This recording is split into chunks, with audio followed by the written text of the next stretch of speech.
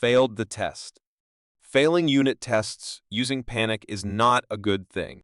Golang itself has provided a way to fail unit tests using testing.t. There are functions fail, failno, error, and fatal. There are two functions to fail unit tests, namely fail and failno, so what's the difference? Fail will fail the unit test, but continue executing the unit test. However, when it is finished, the unit test is deemed to have failed. Failno will fail the unit test at this time without continuing to execute the unit test.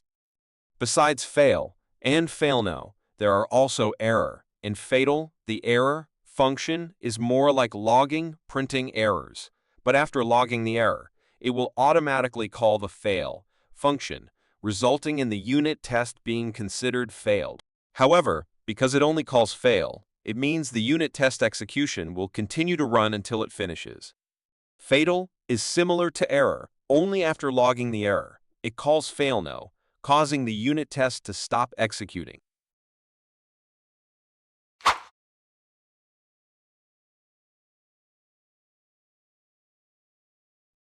First, we create a basic Hello World function. Then, we will replace a part of the test with the failno function.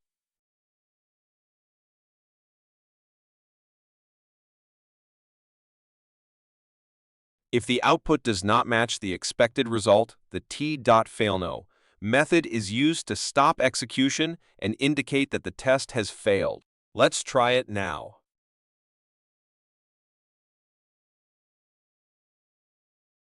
The result will be different from using panic. When using panic, the program exits immediately with an error.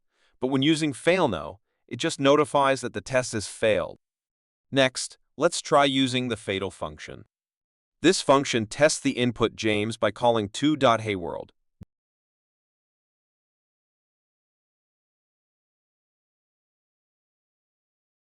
James, however, the comparison is made with the string hello Adam, which is also incorrect.